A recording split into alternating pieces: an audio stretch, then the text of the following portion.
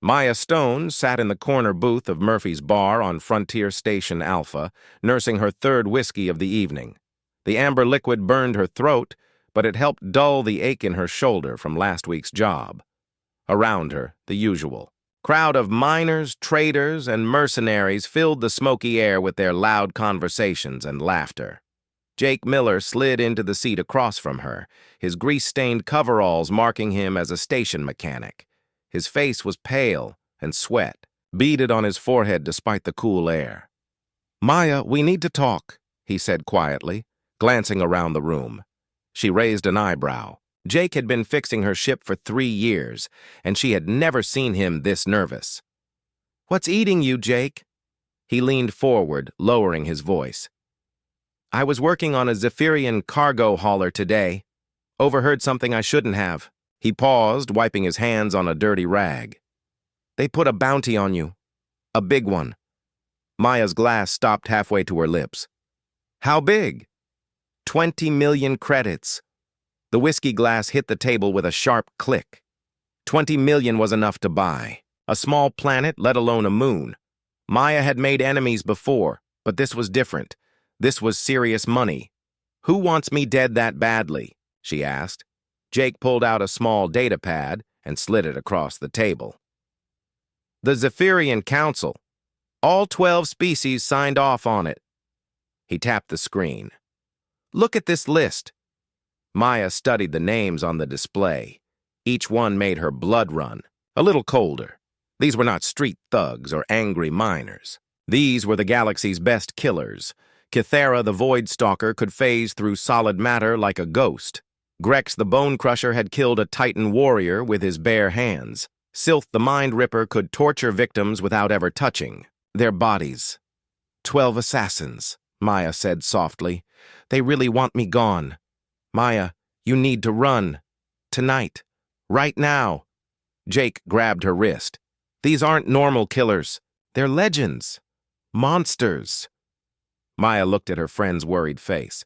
Jake was a good man who fixed her ship and never asked questions about the blood on her armor. He had saved her life more times than she could count with his quick repairs and honest advice. "When are they coming?" she asked. "Soon. Maybe hours, maybe days. But they're coming." Maya finished her whiskey and stood up. "Thanks for the warning, Jake. I owe you one." "Where are you going?" To send a message, Maya walked to the communication terminal in the corner of the bar. The other patrons ignored her as she typed in the frequency for the Zephyrian Council's public channel. Her fingers moved quickly across the keys. The message was short and simple. "To the Zephyrian Council and their 12 hunting dogs, thank you for the generous gift. I look forward to your visit. Please bring flowers. You'll need them for the funerals. Captain Maya Stone." She hit send and walked back to Jake's table. His mouth hung open. "Are you insane?" he whispered. "You just told them where you are." Maya smiled, but there was no warmth in it.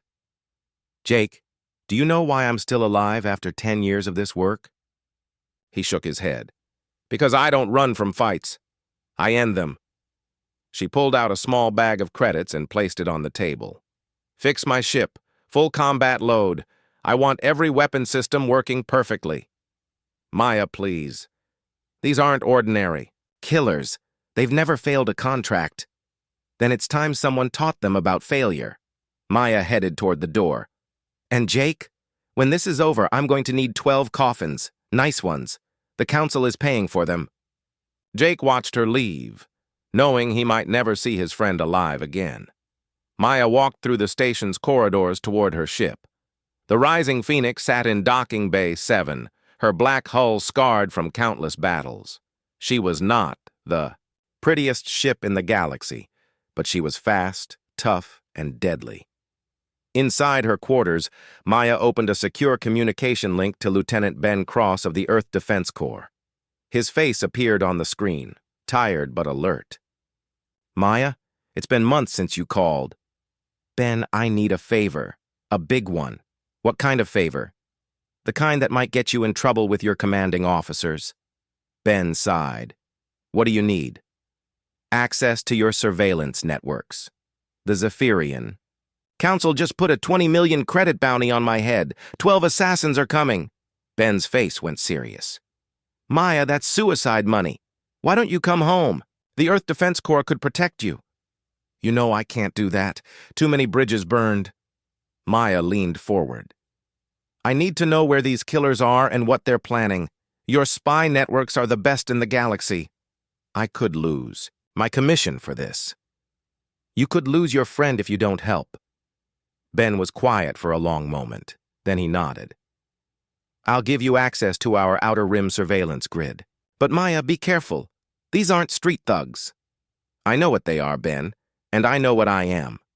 After ending the call, Maya sat back in her chair and thought about the 12 killers coming for her. Each one was famous across the galaxy for their unique methods of death. They had never failed to complete a contract, but they had never hunted a human before. Maya had learned long ago that humans had one advantage over every other species in the galaxy. They were unpredictable. Aliens followed patterns, traditions, and honor codes. Humans adapted, improvised, and cheated when necessary. She opened her weapons locker and began selecting her tools. A plasma rifle for long-range work, explosive charges for surprises, a simple knife for close encounters. Each weapon had saved her life before. Her communication system chimed with an incoming message. Maya smiled as she read it. The message was from an unknown sender, but she knew what it was. Contract accepted. Target, Maya Stone. Completion time, 7 days. Payment on delivery of proof of death. All 12 assassins had taken the job. Maya deleted the message and began planning. She had 7 days to kill 12 of the galaxy's most dangerous beings. Most people would call it impossible. Maya Stone called it Tuesday. The 12 assassins arrived at Frontier Station Alpha like a gathering storm. Each came alone, traveling in ships designed for stealth and speed. They did not know each other personally, but their reputations preceded them like shadows. Kythera. The Void Stalker materialized on the station's main deck from her phase ship. Her pale blue skin seemed to shimmer as she moved, and other beings stepped out of her way without knowing why. She could walk through walls, disappear into thin air, and strike from impossible angles. Grex, the Bone Crusher, docked his massive battlecruiser in the cargo bay. The station shook when he walked, all 9 feet of armored muscle and cybernetic enhancements. His species had evolved on a high-gravity world where only the strongest survived. Grex was the strongest of them all. Sylph, the Mind Ripper, needed no ship. His psychic abilities allowed him to travel by possessing the minds of other beings. He arrived inside the consciousness of a cargo pilot who collapsed the moment Sylph released his control. The pilot would spend weeks in the station's medical bay, screaming about voices in his head. One by one, they all came. Vex the shapeshifter, who could become anyone or anything. Nethys the poison master, whose very breath could kill. Quill the blade dancer, faster than thought itself. Each assassin was a nightmare given form. They gathered in the abandoned warehouse section of the station, a place where questions were not asked and meetings were not recorded. The air was thick with tension as 12 of the galaxy's most dangerous beings sized each other up. The human is gone, Kythera said, her voice echoing strangely. I phased through every section of this station. She is not here. Grex cracked his massive knuckles. Coward ran when she heard we were coming. Not ran, corrected Vex, whose current form was that of a tall, thin humanoid. Fled strategically. There is a difference. Sylph's mental voice touched each of their minds without invitation. I sense fear residue. She was frightened. Good. Fear makes prey easier to track. Tormax, the Siegebreaker, more machine than organic being, accessed the station's computer systems with cybernetic implants. Security records show her ship departed 6 hours ago. Course heading suggests the asteroid mining colony of New Haven. New Haven is 3 days' travel from here, said Zeth the Shadow Walker, whose form seemed to bend light around itself. If we leave now, we can corner her there. Apex the Void Hunter, the unofficial leader of the group, studied a holographic map of the sector. New Haven is a closed system, only one way in, one way out, perfect for a trap. Whose trap? Asked. Nyx, the Time Killer, whose species experience time differently than most beings. Does it matter? Grex grunted. 12 of us, 1 of her. Human or not, she bleeds. Kyrex the Soul Eater smiled, revealing teeth that could bite through titanium. I will enjoy tasting her life force as it leaves her body. They spent the next hour planning their approach. Each assassin had their own preferred method of killing, but they agreed to work together until the target was dead. 20 million credits was enough to share, even 12 ways. Unknown to them, their entire conversation was being recorded. Hidden cameras and listening devices installed by Lieutenant Ben Cross's surveillance team months earlier captured every word. The data flowed through quantum communication links to a secure server, where it was immediately forwarded to Maya Stone. Maya sat in her ship's command center, watching the 12 killers plan her death. She was not on New Haven, as they believed. She was in the asteroid belt between Frontier Station and their destination, hidden inside a hollowed-out mining rock. Her ship, the Rising Phoenix, was powered down to minimal systems to avoid detection. Only life support and communications remained active. To any scanner, the asteroid looked empty and worthless. Interesting, Maya said aloud, studying each assassin's profile. They think I'm running. Her friend Tony Clark, the ship's navigator, looked up from his console. Aren't we? I mean, 12 against 1 seems like pretty bad odds. Maya smiled. Tony, did I ever tell you about my first military assignment? No, Captain. I was stationed on Kepler Station during the Martian Rebellion. 20,000 rebels tried to take the station. We had 200 defenders. Maya pulled up Tactical. Displays showing the assassins' ships leaving Frontier Station. You know what we did? What? We let them land. Let them think they had won. Then we activated the station's self-destruct charges and took out their entire invasion fleet. Maya's smile grew wider. Sometimes the best defense is making your enemy think they're winning. Amy Foster, the ship's weapons specialist, looked up from cleaning her rifle. So what's the plan, Captain? We're going to New Haven, but not to run. Maya stood and walked to the weapons locker. We're going to set a trap. What kind of trap? Tony asked nervously. The kind that turns hunters into prey. Maya began pulling equipment from storage compartments throughout the ship. Explosive charges, electronic jammers, gravity mines, and a dozen other tools of destruction. Each item had been carefully selected for this moment. Amy, I need you to contact Sam Parker back on Earth. Tell him I need those special electromagnetic pulse devices he's been developing, the ones that can overload cybernetic implants. How many do you need? All of them. Tony watched Maya work, with growing amazement. She was not running or hiding. She was preparing for war. Captain, these aren't ordinary killers. Some of them aren't even fully organic. How do you fight something that can phase through walls or read your mind? Maya paused in her preparations. Tony, do you know what makes humans different from every other species in the galaxy? What? We cheat. Aliens have honor codes, fighting traditions, and rules of engagement. They follow patterns. Maya held up a small explosive device. Humans learned long ago that the only rule in a fight is to win. But these assassins don't follow rules either. They're killers. They're specialists, Tony. Each one has a specific way of killing. They're very good at what they do, but they only know one way to do it. Maya activated the explosive's timer mechanism, then deactivated it. I know 12 different ways to kill each of them. The ship's communication system chimed with an incoming message from Ben Cross. Maya opened the channel, and his face appeared on the screen. Maya, they just left Frontier Station. All 12 ships heading for New Haven. They think you're there. Good. Any word on their individual capabilities? I've been digging through classified files. Some of this information cost me favors I've been saving for years. Ben transmitted a data package.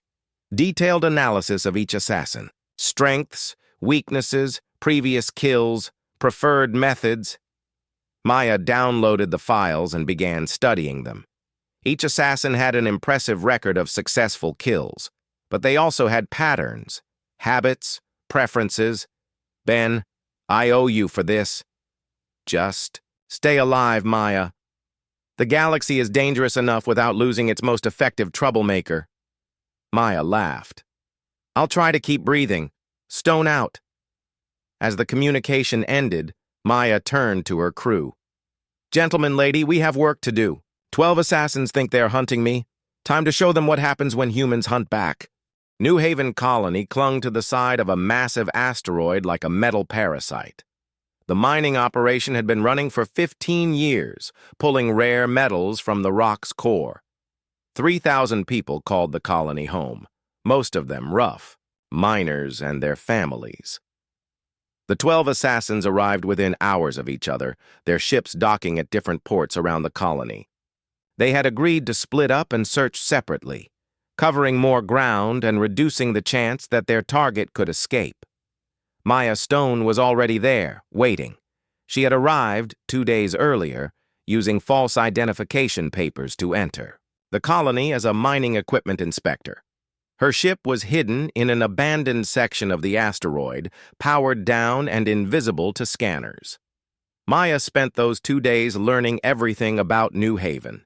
She walked the tunnels, talked to the miners, and memorized every entrance and exit. Most importantly, she identified the colony's administrator. Lisa Grant was a tough woman in her 50s who had run New Haven for 8 years. She was fair but firm, respected by the miners and feared by troublemakers. Maya made sure to have several conversations with Lisa, learning personal details that would matter later. On the morning the assassins arrived, Maya was ready. Vex the shapeshifter was the first to make a mistake. His species was known for their ability to take any form, copying not just appearance but also voice, scent, and basic memories. Vex had killed hundreds of targets by becoming someone they trusted. He chose to impersonate Lisa Grant. Maya was waiting in the colony's main administrative office when the false Lisa walked in. To anyone else, she looked perfect. Same height, same gray hair, same stern expression. Even her voice was identical. "You're the new inspector?" the fake Lisa asked, settling behind the desk. "That's right," Maya replied, not looking up from her data pad. "Just finishing my report on the mining equipment in Sector 7. Find any problems?" Maya continued typing. "Nothing major. Though I did have a question about safety protocols." She looked up with an innocent smile. "What was the name of your first pet back on Earth?" The question seemed simple enough. Vex had absorbed many of Lisa Grant's surface memories when he killed and replaced her. He knew about her childhood home, her parents' names, her education, but the specific name of a childhood pet was buried too deep in memory to access quickly.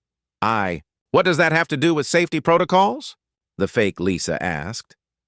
Maya's hand slowly moved toward the weapon concealed under her jacket. "Just curious. You mentioned yesterday that your first pet taught you about responsibility. I thought that was sweet." Vex realized his mistake a second. Too late. Maya's plasma pistol was in her hand and firing before he could react.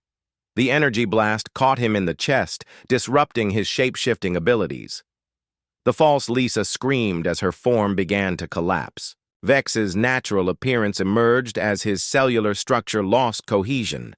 His skin turned gray and slimy, his limbs stretched and twisted, and his face became something from a nightmare. "The poison I hit you with is specifically designed for shapeshifters," Maya said calmly, standing over the writhing alien. "It prevents your cells from maintaining any stable form. You'll die as your body tears itself apart." Vex tried to speak, but his vocal cords were changing too rapidly to form words. Maya pulled out a small recording device and activated it. For the record, this is Vex the Shapeshifter, Assassin number 1 of 12, Time of Death. She checked her watch as Vex's form finally collapsed into a puddle of gray sludge. 14:32 local time.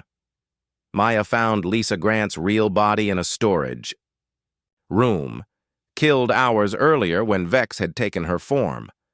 She felt a flash of anger at the unnecessary death.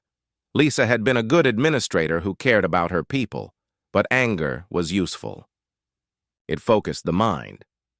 Maya dragged Vex's remains to the colony's medical center and placed them in a body bag.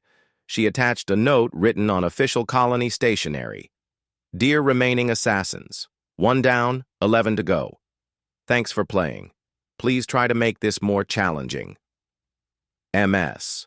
She left the body bag in the main corridor where it would be found within the hour. The discovery of Vex's remains sent shockwaves through the other 11 assassins. They had expected to hunt a frightened human who would run and hide. Instead, they found a predator who had killed one of their own with surgical precision. Grex the Bone Crusher was the first to reach the scene. His massive frame filled the corridor as he stared down at the body bag. Other assassins arrived quickly, drawn by the commotion. "How did she kill him?" asked Quill the Blade Dancer, her 4 arms twitching nervously. Sylth the Mind Ripper knelt beside the remains, extending his psychic senses. Poison. Designed specifically for shapeshifters. She knew what he was before she attacked. "That's impossible," said Zeth the Shadow Walker. "She couldn't have known which of us would find her first." Apex the Void Hunter studied the note, analyzing the handwriting and paper. "She's been here for days, waiting, watching. She knew we would come." "Then this is a trap," said Kythera the Void Stalker. "Of course it's a trap," growled Grex. "Question is, are we walking into it or springing it?" Tormax the Siegebreaker interfaced with the colony's security systems, searching for camera footage. No visual record of the killing. She disabled the surveillance in this sector. "Professional," admitted Kyrex the Soul Eater. "But she cannot hide from all of us." The assassins spent the next hour searching the colony, but Maya had vanished, like smoke. They found traces of her presence, a coffee cup still warm, a door left slightly open, footprints in the dust, but never the woman herself. What they didn't know was that Maya was watching them from the air ducts above their heads. The colony's ventilation system was large enough for a human to crawl through, designed to accommodate maintenance workers. Maya moved through the ducts like a ghost, listening to their conversations and tracking their movements. She had spent 2 days mapping every duct, shaft, and service tunnel in the colony. She could reach any room within minutes without being seen. The assassins were good, but they were hunting in her territory now. As night fell over New Haven, the remaining 11 killers gathered in the colony's main meeting hall. They had searched every room, questioned every miner, and scanned every section of the asteroid. Their target was nowhere to be found. "She's gone," said Nethys the Poison Master, his breath creating small clouds of toxic vapor. "Fled when she realized we were here." "Then why kill Vex?" asked Nyx the Time Killer. "To send a message," said Apex. "She wants us to know she's not afraid." High above them, hidden in the air ducts, Maya smiled. They still didn't understand. This wasn't about fear or messages, this was about mathematics. 12 assassins against 1 human seemed like impossible odds. But Maya had learned long ago that impossible odds were just another way of saying the enemy hadn't done their homework. Each assassin was dangerous individually, but they were not used to working as a team. They had different methods, different personalities, and different goals. Humans had been fighting as units for thousands of years. Maya activated a small communications device and sent a coded message to her crew aboard the Rising Phoenix. 3 words. Phase 1 complete. The hunt was just beginning. The death of Vex had shaken the remaining 11 assassins. But it had also made them angry. They were used to being the hunters, not the hunted. The fact that a single human had killed one of their number was an insult that demanded blood. Maya. Stone counted on their anger. Angry people made mistakes. For 3 days, she played a deadly game of cat and mouse throughout New Haven Colony. The assassins would catch glimpses of her in corridors, hear footsteps in empty rooms, and find evidence of her presence everywhere, but never the woman herself. Maya used the colony's maintenance tunnels like a highway system, moving unseen, through sections of the asteroid that the assassins didn't even know existed. She had memorized every duct, shaft, and service corridor during her 2 days of preparation. More importantly, she had begun spreading lies.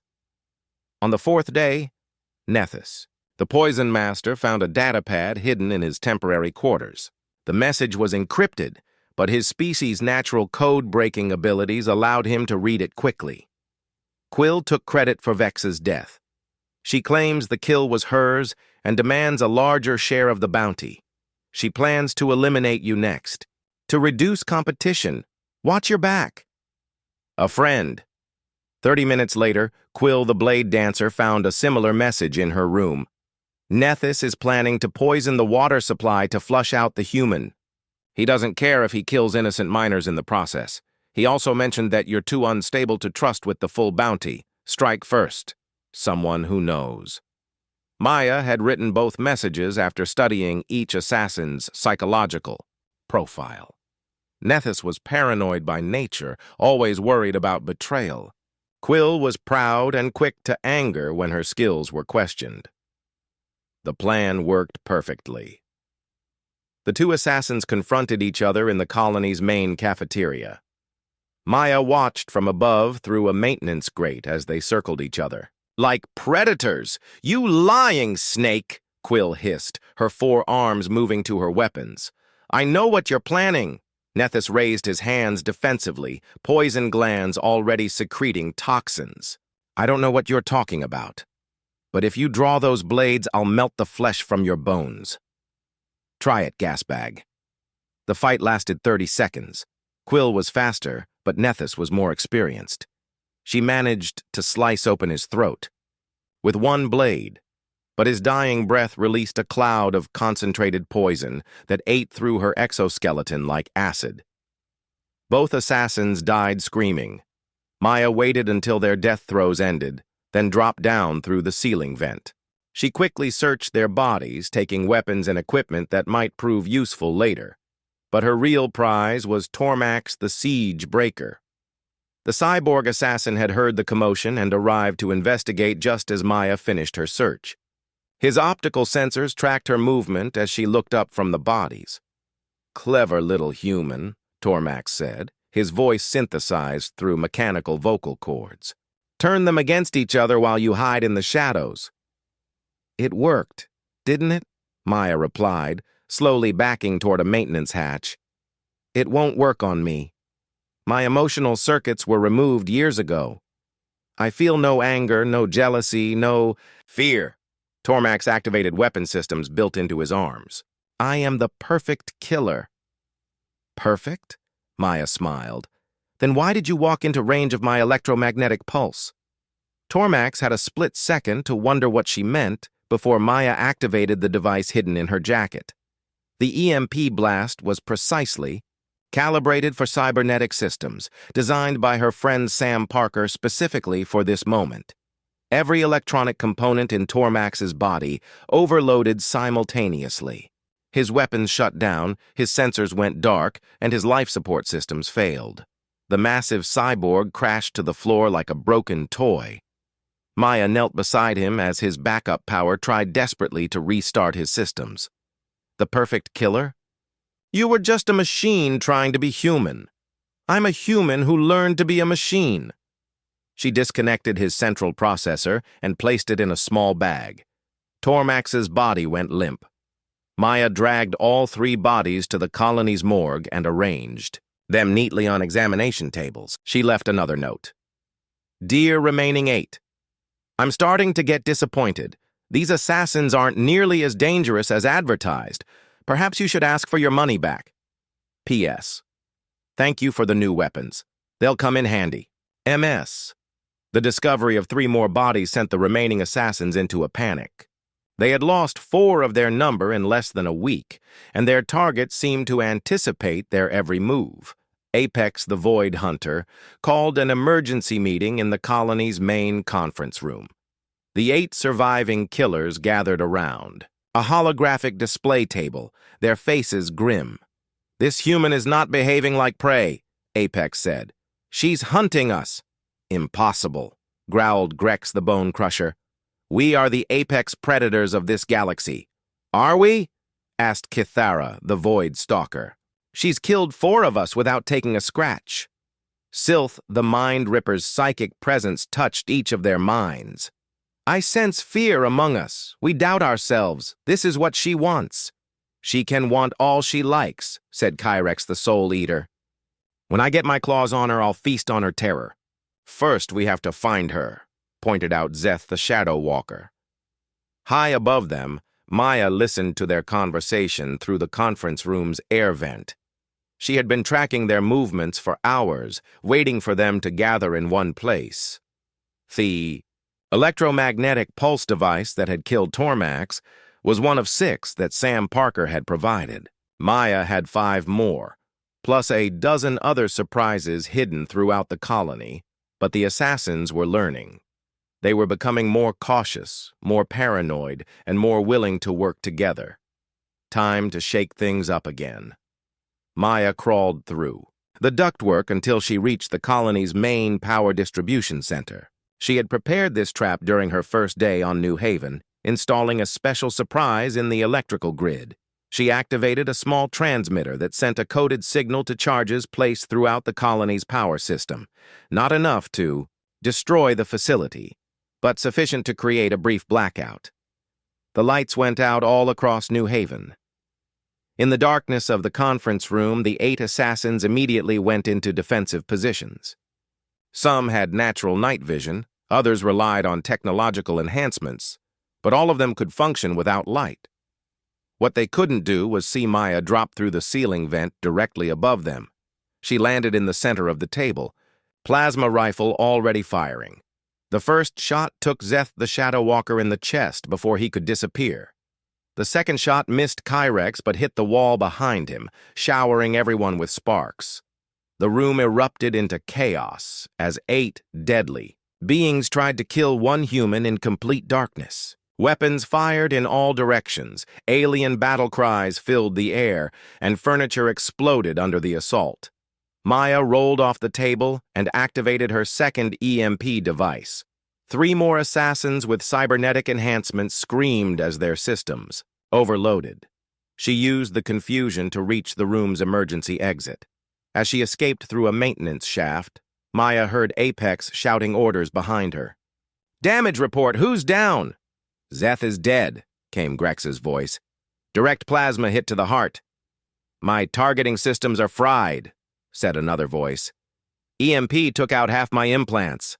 Maya smiled as she crawled through the darkness. The perfect killers were starting to make mistakes. Fear and frustration were breaking down their coordination. She had them right where she wanted them. 8 assassins had become 5 functional killers. The odds were getting better. Maya Stone had learned something important about the remaining assassins during the conference room attack. They were starting to crack under pressure. Years of hunting terrified prey had not prepared them for a target who fought back with intelligence and planning. Time to make things personal. For the next week, Maya became a ghost-haunting New Haven colony. She struck at the assassins' support networks, their supplies, and their sense of security. Most importantly, she began targeting their minds. The first victim was Maxon the Fearbringer. Maxon's species fed on terror. They released pheromones that triggered panic responses in other beings, then absorbed the resulting fear like a drug. He had killed hundreds of victims by driving them insane with their own nightmares. Maya turned his greatest strength against him.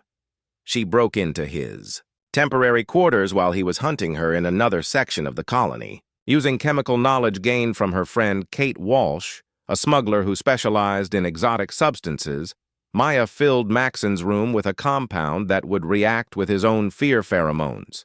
When Maxon returned hours later, exhausted from his fruitless search, he immediately began releasing stress pheromones. The chemicals mixed with Maya's compound and created a feedback loop that sent concentrated terror directly back into his nervous system. Maxon experienced every fear he had ever inflicted on others, magnified 100-fold.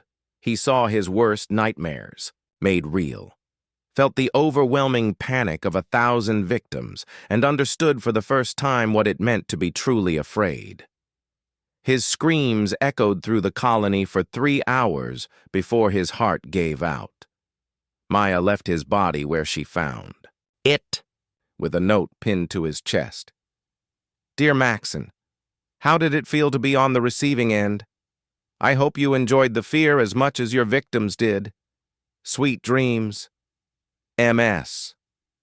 The discovery of Maxon's body sent shockwaves through the remaining assassins. Not because he was dead, but because of how he had died. The expression on his face was one of absolute terror, something they had thought impossible for a fear-bringer. Vorth the Tech Slayer was next. Vorth specialized in using his victims' own technology against them. He could hack any computer system, turn security drones into killers, and make spaceships attack their own crews. He was a master of electronic warfare. Maya decided to give him a taste of his own medicine. She spent 2 days preparing a trap in the colony's abandoned mining section. Using equipment salvaged from Tormax's body and components stolen from around the colony, she built a maze of interconnected systems designed to respond to Vorth's hacking attempts. When Vorth finally tracked her to the abandoned section, he found her apparently cornered in a dead-end tunnel. Confident in his abilities, he immediately began hacking the tunnel's automated systems to trap her. The moment his consciousness entered the electronic network, Maya's trap activated. She had created a digital maze filled with viruses, feedback, loops, and logic bombs. Every system Vorth tried to control turned against him. Security cameras became weapons that fired laser bursts. Environmental controls flooded sections with poison gas. Mining equipment came alive and tried to crush anything that moved. Vorth realized too late that he was fighting not just one human, but an entire mechanical army that had been programmed to hunt him specifically. He tried to withdraw from the network, but Maya had anticipated that too. She had designed the system to trap his consciousness inside, forcing him to experience death from every piece of equipment he had ever used to kill others. Vorth died screaming as 1,000 machines tore his mind apart. Maya found his body hours later, slumped over a computer terminal with smoke rising from his burned-out neural implants. She dragged him to a cargo container and sealed it with magnetic locks. The container was delivered to the remaining assassins' headquarters with a shipping label that read, "Return to sender. Damaged goods." By now, only 6 assassins remained, alive, and their confidence was shattered. They had gone from being predators to prey in less than 2 weeks. Worse, they had no idea how to fight an enemy who seemed to anticipate their every move. Maya struck again 3 days later. Silth the Mind Ripper was arguably the most dangerous of the remaining killers. His psychic abilities allowed him to read thoughts, control minds, and inflict mental torture that left victims begging for death. He was used to having complete power over the minds around him. Maya had been planning his death since the day she first saw his name on the contract. She appeared to him in the colony's main corridor, apparently unarmed and defenseless. Silth smiled as he reached out with his psychic powers to crush her mind. What he found instead was a mental maze more complex than anything he had encountered. Maya had spent years learning meditation techniques from human military psychologists. She had trained her mind to compartmentalize thoughts, create false memories, and hide her true intentions behind layers of deception. When Silth entered her consciousness, he found not one mind, but dozens. Each mental layer contained false plans, fake memories, and psychological traps designed to confuse and disorient a psychic attacker. While Sylth struggled to navigate the maze in her head, Maya's body moved on pure muscle memory. Her hand found the concealed knife at her belt and drove it between his ribs before he realized the danger. Sylth died with his consciousness still trapped in Maya's mental labyrinth, lost forever in a maze of his victim's making. Maya cleaned her knife and walked away, leaving his body in the corridor with a note. To whom it may concern. Your mind reader couldn't read the fine print.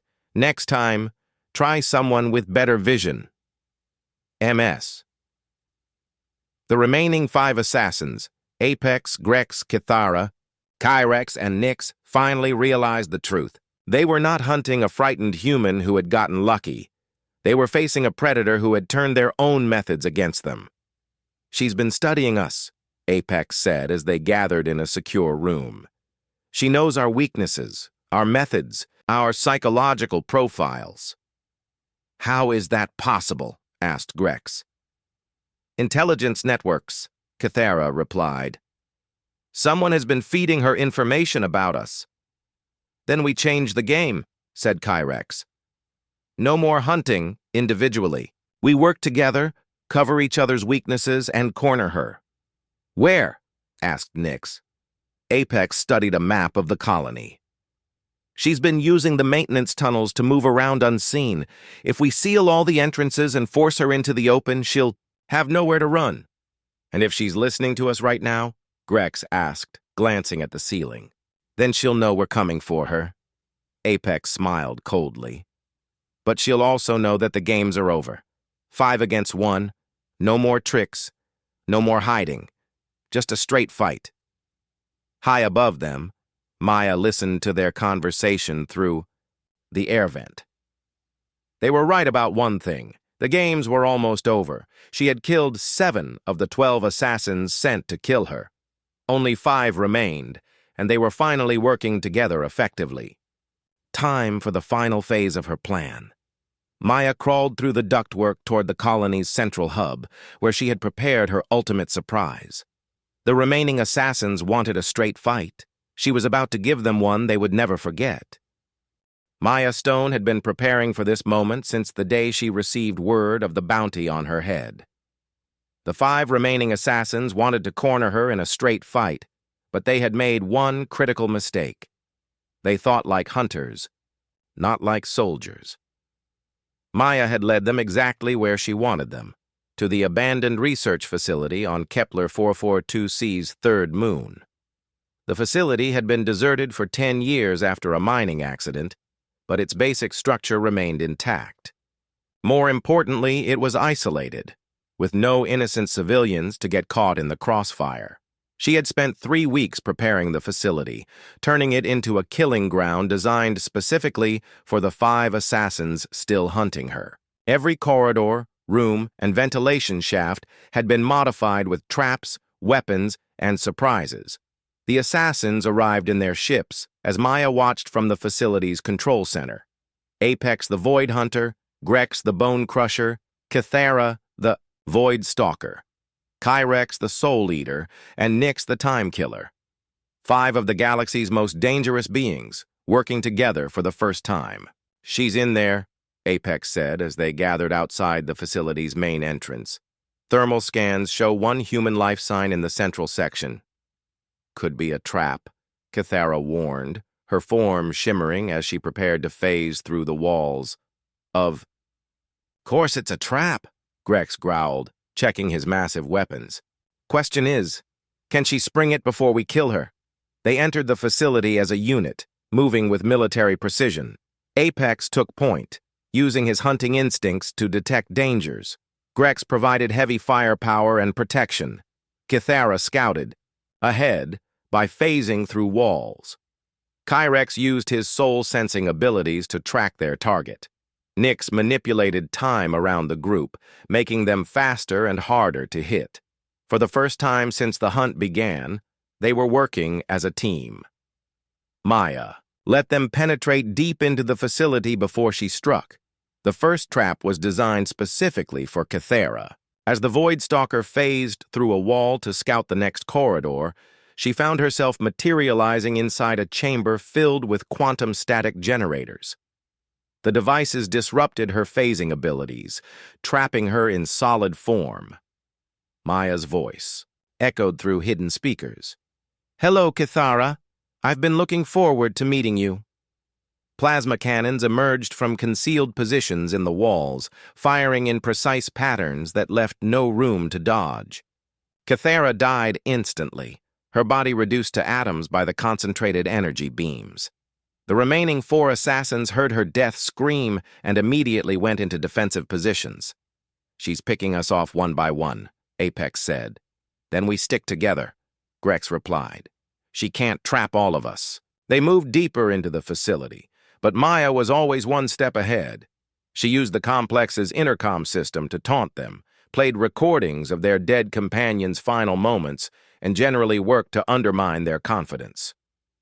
The second trap was for Nyx the Time Killer. The assassin species experienced time differently than most beings, allowing them to speed up or slow down their personal timeline. Nyx could move faster than thought and age enemies to death with a touch. Maya had studied temporal physics for months to understand how to kill a time manipulator. The answer was surprisingly simple. You didn't fight their time powers. You used them. As the group entered the facility's main laboratory, Nyx detected temporal anomalies throughout the room. Someone had been experimenting with time distortion fields. "Careful," Nyx warned. "The temporal flow here is unstable." That was exactly what Maya was counting on. Hidden throughout the laboratory were devices that Colonel Rick Barnes had helped her acquire from Earth's Experimental Weapons Division, temporal amplifiers designed to enhance time-based abilities beyond safe limits. When Nyx tried to accelerate time around himself to scout the room quickly, the amplifiers activated. Instead of speeding up normally, Nyx's personal timeline accelerated beyond his control. He aged 1,000 years in 30 seconds, his body crumbling to dust as his temporal powers consumed him from within. "3 down," Maya's voice announced, over the speakers. 2 to go. Apex and Grex were now alone, surrounded by the bodies of beings they had thought invincible. The psychological pressure was immense, but both were experienced enough to push through fear. "She's making this personal," Apex said. "Good," Grex replied, activating every weapon system in his arsenal. "I work better when it's personal." They found Maya in the facility's central chamber, apparently trapped with no way out. She sat calmly in a chair, hands folded in her lap, watching them approach. 12 assassins, she said conversationally. "The Zephyrian Council really wanted me dead." "Nothing personal," Apex replied, raising his energy rifle. "Just business." "I know. That's what makes this so satisfying." Maya pressed a button on the chair's armrest. The central chamber was the facility's original gravity research laboratory. During its active years, scientists had experimented with artificial gravity fields and localized space-time distortions. Maya had spent weeks reactivating and modifying the equipment. Gravity multiplied throughout the chamber, but not uniformly. Maya had programmed the system to create selective fields that affected different areas with different intensities. Grex, with his massive cybernetic enhancements, was suddenly crushed under 50 times normal gravity. His reinforced skeleton cracked, his organs compressed, and his mechanical components failed under the enormous pressure. Apex was caught in a different field that reduced gravity to near zero, sending him floating helplessly toward the ceiling, where Maya had installed a surprise. Monofilament wires, invisible to most sensors, crisscrossed the upper section of the chamber. Apex realized the danger a moment before the nearly indestructible threads sliced through his body like a hot knife through butter. Both assassins died within seconds of each other. Maya stood up from her chair and surveyed the bodies. 12 of the galaxy's most feared killers, all dead. The bounty that was supposed to be her death sentence had become their doom instead. She activated her communication system and sent a message to the Zephyrian Council. To the Zephyrian Council. Thank you for the educational experience.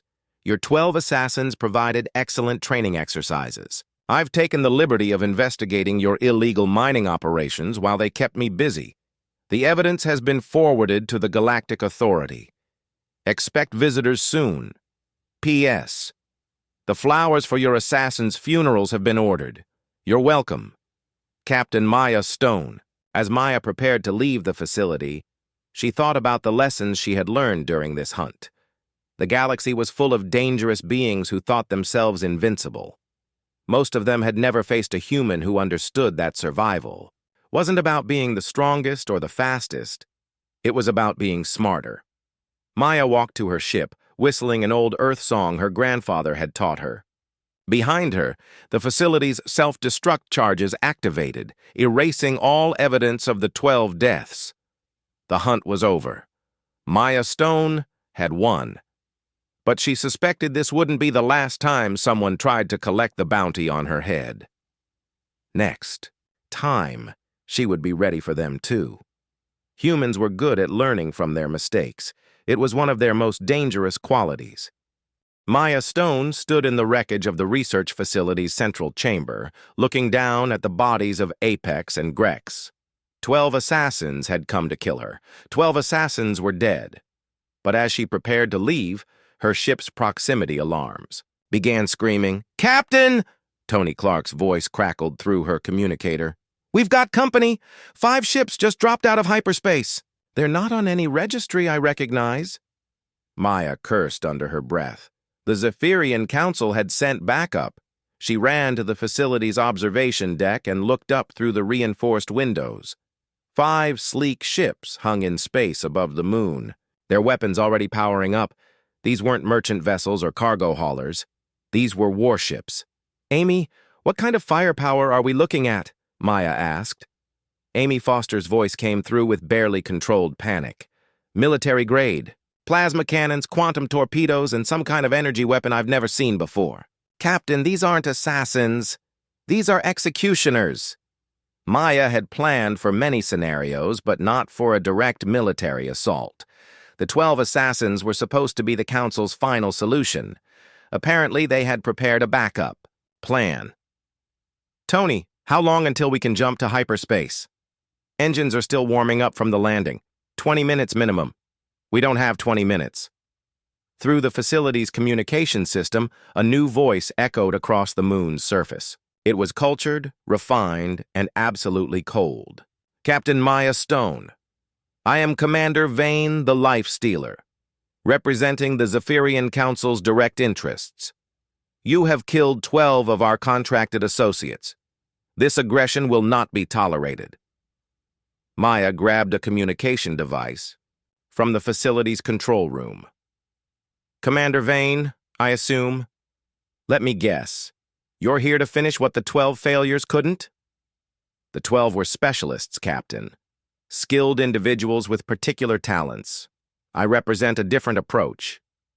Vane's voice carried the weight of absolute authority. "I command a battle fleet. There is nowhere for you to run." "A battle fleet?" Maya looked up at the 5 ships. "That's cute. I've seen Earth Defense Corps patrol groups that were more impressive. Your bravado is admirable but pointless. You will surrender immediately, or we will reduce this moon to asteroid dust." Maya checked her weapon systems and ammunition supplies. She had enough firepower to hold off ground troops for a while, but nothing that could threaten military starships. "What are your terms?" she asked, buying time while her mind raced through possible solutions. "Unconditional surrender. You will be transported to a Zephyrian prison world to await trial for crimes against the Council. And my crew will be released unharmed, provided they cooperate." Maya knew it was a lie.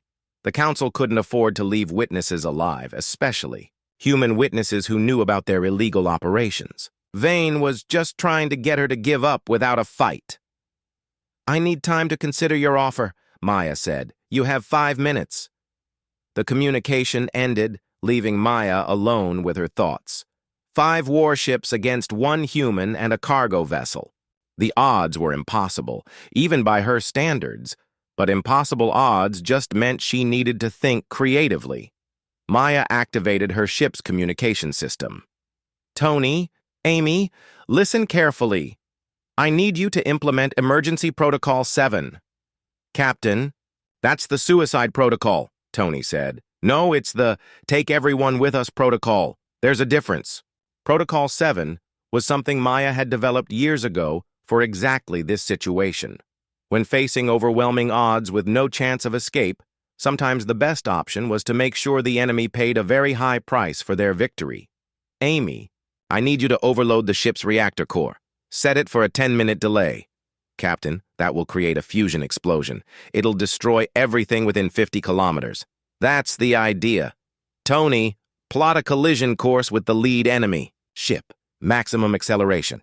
Maya, you'll be killed in the explosion. Tony protested. Not if I'm not here when it happens. Maya was already moving toward the facility's emergency escape pods. There's a reason I chose this location for the final showdown. The research facility had been built into a series of underground caverns that extended deep into the moon's core. Maya had discovered during her preparation that the caverns connected to an abandoned mining complex on the moon's far side. 10 minutes, people. Make them count. Maya sealed herself into an escape pod designed for emergency evacuation of the research facility. The pod shot through a tunnel system that had been carved through the moon's interior, carrying her away from the coming explosion at tremendous speed. Above her, the rising Phoenix began its final flight. Tony engaged the autopilot and set course for the largest enemy warship. Amy armed every weapon on the ship and programmed them to fire automatically when the reactor exploded. Together, they ran for the ship's secondary escape pod. Commander Vane watched the human cargo ship accelerate toward his flagship with growing alarm. "Evasive maneuvers," he ordered. But Maya had anticipated that too. The rising Phoenix wasn't just accelerating. It was tumbling in a carefully calculated pattern that made its trajectory impossible to predict. The ship's autopilot had been programmed with random course corrections that would confuse any attempt to avoid collision. "Sir, they're going to ram us." "All ships, concentrate fire on that vessel. Destroy it before it reaches us." The 5 warships opened fire with everything they had. Plasma beams and quantum torpedoes lit up space as they tried to stop the approaching ship. But the rising Phoenix was designed for smuggling and had reinforced armor plating. It absorbed tremendous punishment while continuing its death flight toward the enemy fleet. 3 minutes before impact, Tony and Amy's escape pod jettisoned from the ship and immediately activated emergency stealth systems. They would drift in space for several hours before being picked up by Maya's backup plan. 1 minute before impact, the rising Phoenix collided with Vane's flagship. The ship's overloaded reactor exploded a split second after impact, creating a miniature star in the space between the enemy vessels. The flagship was vaporized instantly. The other 4 ships were caught in the explosion's shockwave and severely damaged. 2 ships were destroyed outright. The remaining 2 were left drifting with their engines offline and their crews dead or dying. Commander Vane died without understanding how a single human had destroyed his entire battle fleet. Maya felt the explosion even through several kilometers of solid rock. The moon shook like a bell and dust rained down from the tunnel ceiling as seismic waves propagated through the core.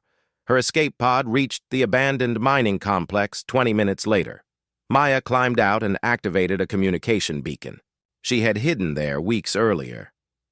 Within 6 hours, Lieutenant Ben Cross arrived with an Earth Defense Corps rescue ship. He found Maya sitting on a pile of mining equipment, reading a book and drinking coffee from a thermos. "Maya? How in hell are you still alive?" "Planning, Ben. Always have a backup plan for your backup plan."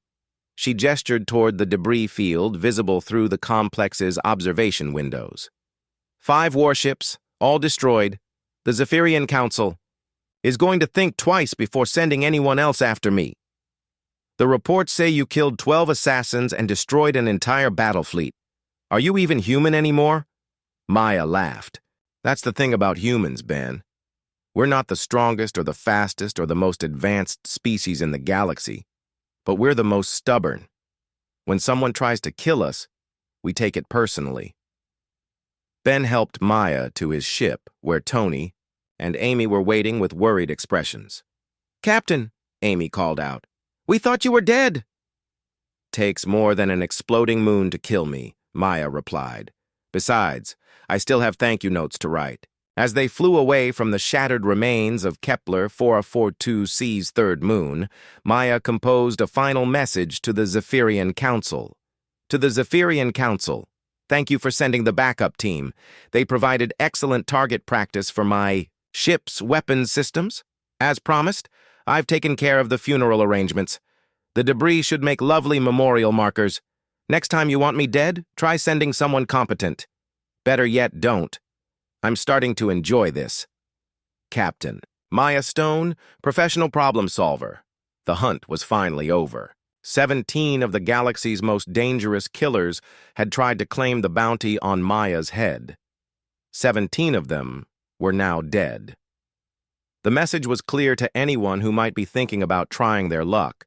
Humans don't just fight back, they win. 6 months after the destruction of Vane's battle fleet, Maya Stone sat in her new office on Haven Station, reviewing the morning reports. The station was a legitimate trading post now, purchased with the reward money she had received from the Galactic Authority for exposing the Zephyrian Council's illegal mining operations. It had been a profitable 6 months. The exposure of the Council's crimes had triggered a galaxy-wide investigation. 12 illegal mining worlds had been shut down, billions of credits in stolen resources had been returned to their rightful owners, and several council members were now serving prison sentences on high-security worlds. Maya had become something of a celebrity. The human who had killed 12 assassins and destroyed a battle fleet single-handedly was the kind of story that spread quickly through the trading stations and smuggling ports of the Outer Rim. More importantly, it had made her very expensive to hire and very dangerous to cross. Her assistant, Kate Walsh, entered the office carrying a stack of message chips. Kate had been a smuggler until Maya offered her a better job managing legitimate business operations. "Morning reports, Captain. 3 shipping contracts, 2 security consulting offers, and 1 very interesting message from Earth." Maya took the chip labeled with Earth Defense Corps markings. "From Ben?" "Lieutenant Colonel Cross, actually. He got promoted after that business." "With the Andromedans?" Maya smiled. Ben had always been destined for command. She plugged the chip into her desk reader and watched his face appear on the screen. "Maya, congratulations on the legitimate business venture. Who would have thought? You'd go respectable?" Ben's image grinned. "I'm calling because we've got a situation that might interest you. The hegemony is making moves in the outer colonies, and they've put a bounty on a human settlement leader named Rachel Green. Sound familiar?" Maya paused the message. It did sound familiar. The hegemony were slavers and pirates who had been expanding their territory for years. They preferred to eliminate human leadership and then move in on defenseless colonies. She resumed the message. "The bounty is 50 million credits, and they've hired some very unpleasant people to collect it. We can't intervene directly without starting a diplomatic incident, but a freelance security consultant might be able to help. Think about it." The message ended with Ben's contact information. Maya leaned back in her chair, thinking. 50 million. Credits was more than twice what the Zephyrian Council had offered for her head. The hegemony was serious about this. "Kate, what do you know about the hegemony's current operations?" Kate consulted her data pad. "Nasty bunch. They've been hitting human colonies in the Kepler sector for 6 months. Standard pattern. Kill the leaders, enslave the population, strip the resources. They've got backing from several alien governments who don't like humans expanding into their territory. And this Rachel Green? Leader of New Colorado Colony, former Earth Defense Corps major, decorated veteran, popular with her people. The kind of person who could organize effective resistance if the hegemony tries to move in." Maya made her decision. Send a message to Ben. Tell him I'll take the job. Standard rates plus expenses. Captain, your standard rates are now quite expensive. Then the hegemony better have deep pockets. 3 days later, Maya was aboard her new ship, the Second Chance, traveling toward New Colorado Colony. The vessel was larger and better armed than the Rising Phoenix, purchased with her reward money and equipped with the best weapons and defenses credits could buy. Tony Clark remained as her navigator, and Amy Foster had been promoted to Chief of Security. They had recruited additional crew members, all of them veterans with specialized skills. Captain, we're receiving a transmission from New Colorado, Tony announced. Put it through. Rachel Green's face appeared on the main screen. She was a woman, in her 40s, with graying hair and intelligent eyes. Maya could see the strength that had made her a target. Captain Stone, Lieutenant Colonel Cross said you might be able to help with our situation. That depends on what kind of help you need. Major Green. It's just Rachel now. I retired from the Corps 5 years ago. Rachel's expression was grim. We know the hegemony is coming. Our intelligence network says they've hired at least 20 mercenaries to eliminate me and my senior staff. 20? Maya raised an eyebrow. They're taking you seriously. We've been organizing the other human colonies to resist hegemony expansion. If they can kill our leadership, they think the resistance will collapse. Will it? Rachel smiled coldly. Captain, I didn't survive 15 years in the Defense Corps by giving up easily. But I could use some help evening the odds. Maya liked her already. What kind of timeline are we looking at? Our sources say the mercenaries will arrive within the week. We have about 3,000 colonists, including 500 with military experience. We're ready to fight. But we need someone who understands how these killers think. I understand them very well, Maya replied. I'll be there in 2 days. New Colorado Colony was built in a series of interconnected domes on a world with a thin atmosphere and extreme temperature variations.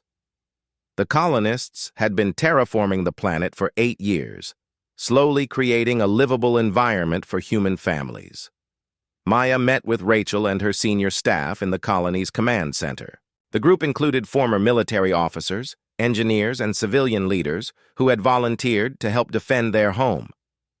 Here's what we know about the mercenaries, Rachel said, activating a holographic display.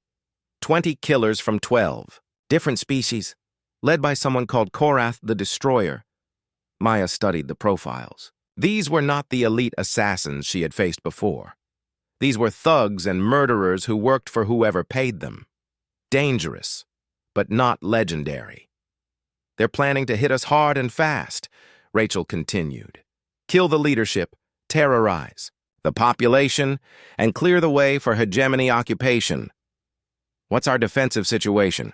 We've got defensive turrets around the main dome, underground bunkers for the civilians, and enough weapons to arm every adult colonist. But we're not soldiers, Captain. Most of us are farmers, engineers, and shopkeepers. Maya nodded. Good. That gives us an advantage. How do you figure? The mercenaries are expecting to fight soldiers. They're not expecting to fight an entire community that refuses to give up.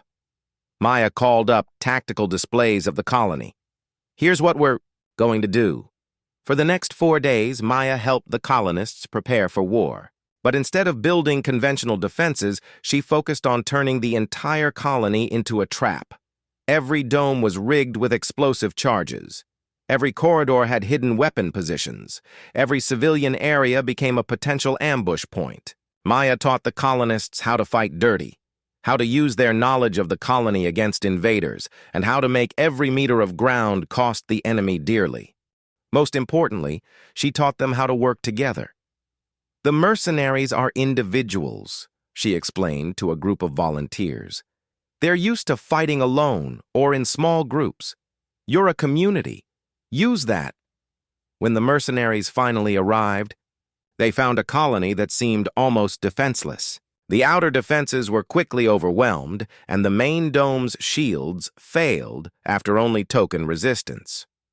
Korath the Destroyer led his 20 killers into what appeared to be a quick victory. Instead, they walked into a carefully prepared killing ground. The colonists fought like Maya had taught them, as a unified force that struck from every direction at once. Children threw grenades from ventilation shafts. Elderly farmers operated heavy weapons from concealed positions. Engineers turned the colony's own systems into weapons. The mercenaries found themselves fighting not just soldiers, but an entire civilization that refused to die. Maya coordinated the defense from the command center, watching as 20 killers were systematically destroyed by 3,000 people who were defending their homes. It took 6 hours. When it was over, all 20 mercenaries were dead, and New Colorado Colony was still free. Rachel found Maya in the aftermath, helping to treat wounded defenders. "How did you know it would work?" Rachel asked. "Because I've learned something about humans during my career," Maya replied, bandaging a colonist's arm. "We're not the strongest species in the galaxy. We're not the fastest or the smartest. But when we fight for something we care about, we're the most dangerous." The news of New Colorado's victory spread quickly through human space. 20 mercenaries, hired by the hegemony, had been killed by civilian colonists, led by a single human security consultant. Maya returned to Haven Station to find her office flooded with contract offers. Human colonies throughout the galaxy wanted to hire her to train their defenses. The rate for her services had tripled overnight, but the most satisfying message came from an unexpected source. The hegemony's high command sent a formal communication to Maya's office. "Captain Stone, the hegemony recognizes your effectiveness in defending human interests. We would like to discuss terms for your employment in our expansion efforts. The compensation would be substantial." Maya composed her reply carefully. "To the hegemony high command, thank you for the generous offer. I'm flattered that you think my services are worth purchasing. Unfortunately, I have a strict policy against working for slavers, murderers, and cowards. If you'd like to discuss terms for your surrender, I'm available for negotiations. P.S. The flowers for your 20 mercenaries' funerals were lovely. You're welcome. Captain Maya Stowe."